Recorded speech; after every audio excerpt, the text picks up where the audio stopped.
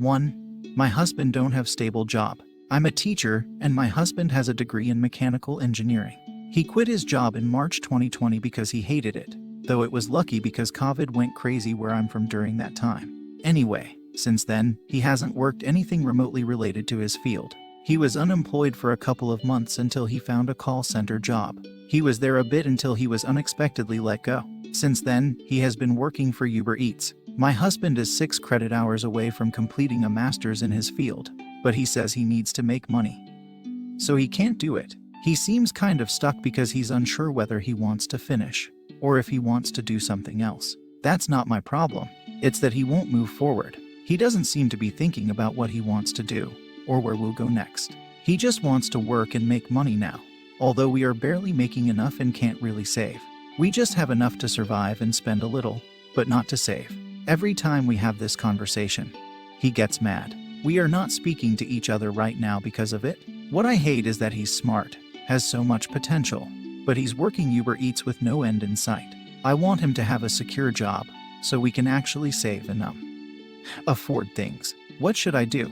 I seriously feel stuck. Also, what should he do? I may bring help up in our next discussion. 2. How do I cope not texting my BF, even though I really want to? So, a couple of days ago me and my BF had a fight. I said my apology and said I would give him time and he can text me whenever he feels ready before he left for his house. Honestly, it's been horrible. My anxiety is going through the roof, and I feel pretty depressed tbh. We're in a Discord group together, with a bunch of our friends. They've never know about any of our fights. We always make excuses as to why we're late and shit. Anyways, today I joined and they kept asking where my BF was. I kept telling them I'd to just text him if they needed him as I'm not allowed to, and eventually he joined. I tried my best to be as happy as possible, because he said before that hearing me be happy makes him less angry, hoping it would calm him down and maybe talk to me so we could sort this out. Well, he didn't. I didn't speak to him, as promised, and he said nothing to me. Eventually he left without saying goodbye or anything. My friends asked what was up, and I just kept playing it off. One friend said he didn't even say goodnight or love you. What's with that? I won't lie, it hurt my a lot when he didn't. He acted like I was dead to him. I left soon after because I was crying and felt like shit. Thankfully none of them heard it. I know it's my fault and I caused the argument, and I did promise him I wouldn't speak to him until he's ready. But it's so hard. I'm so sad and I hate myself for it. Ike, what else to do? Expect wait. But Ike, for how long? He'll be back in chat tomorrow, but I don't think I can keep the act up, and if he hears me upset, I think it would make the situation worse. How do I cope? I know it's selfish of me to be thinking this, but it's so tempting to text him. But if I do, I'll break my promise. Help. 3. Am I out of line in considering leaving my wife of 3 years? I've always been the advocate for our marriage. Now I'm at the point where I'm having a hard time seeing a future for it. We've been together for 5 years, married for 3, no kids. I am more well-adjusted than she is, and I realized that early on. I fell in love with her as she had such a zeal and curiosity for life. We are very different but loved our differences and how they made us better versions of ourselves.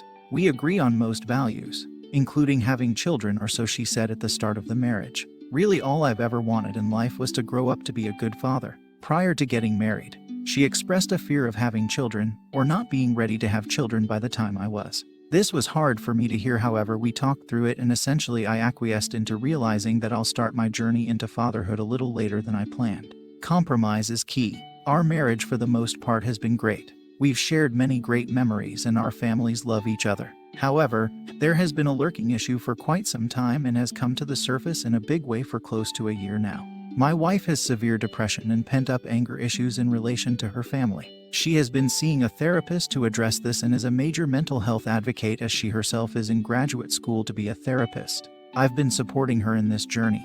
The understanding was that I would support her while she works, is in school, and is in therapy. What that looks like is that I basically handle all chores, do all the cooking, maintain the house, pay all bills, etc. I wanted to be that rock and be that haven for her while she went through what she needed to.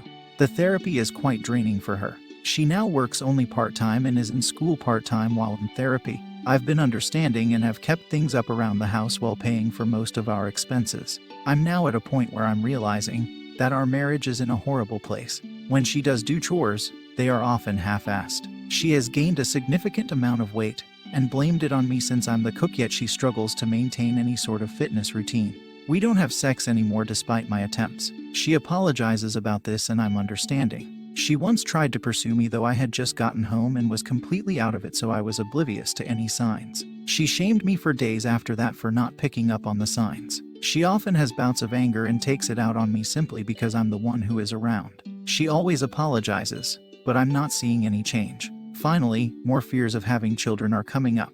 I'm really starting to believe that she just simply won't want children. I don't blame her for that, as it's her choice. I am wired to be a father. We got a dog to scratch that itch for me and it's been great. She loves the dog but often still complains about how she wouldn't have gotten a dog if it were just up to her. As I'm a bit older than her, I just fear that by the time she decides for certain that she doesn't want children, that my window of opportunity is going to slip away. I'm at the point where I don't see a future with her out of hope.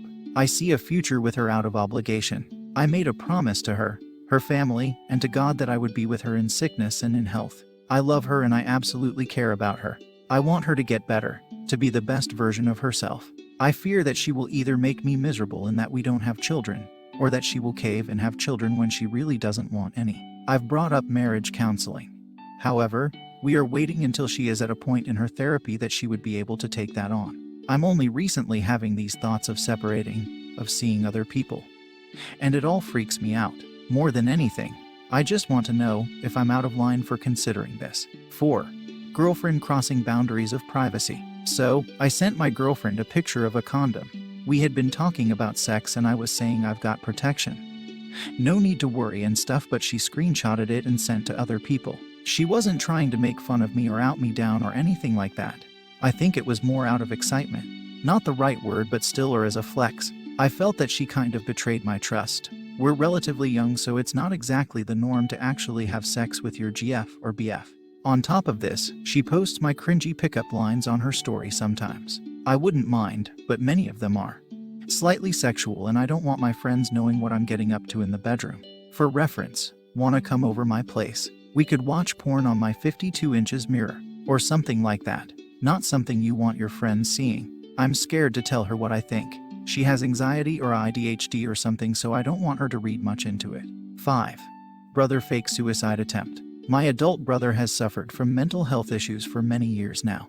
OCD and anxiety. He can be quite aggressive and rude to people as well. He does not respond well at all to criticism or conflict, getting very defensive and insulting, followed by a period of remorseful anxiety where he'll stay awake for nights agonizing, but never really apologizing. It's behavior that pushes people out of his life, other than his family. I even find it quite tough to spend time with him, as he pushes people's buttons. He is on medication, and has quite a good support network of his family, who look out for him as much as we can. Try and make sure he's included in everything. His needs are looked out for. I try as much as I can to get him to open up, ask how he is, but he generally just responds, "I'm fine.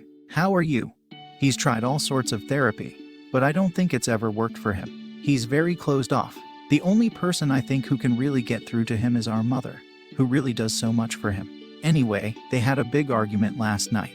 Not quite sure what it is. He responded by sending our family a video saying, "I wish you all the best in the future. Mom has made it clear I'm not welcome," while supposedly popping a load of pills. Not all that convincingly, despite his efforts to make it seem real. Our other brother responded by running over to his house to make sure he's okay. He was. My mother separately messaged me to say that it's attention-seeking behavior to get back in her, and to ignore it. If we react, he'll use it to get a rise out of us in the future. I totally believe that she knows him better than anyone. She's spent over 15 years dealing with him. However, I am concerned, as I've read that there's no such thing as attention-seeking behavior when it comes to suicide. And I'm really unsure how to react. Should I act as if nothing happened? Should I message him about it? I know if I ask how he is, now he's calmed down, he'll just say I'm fine.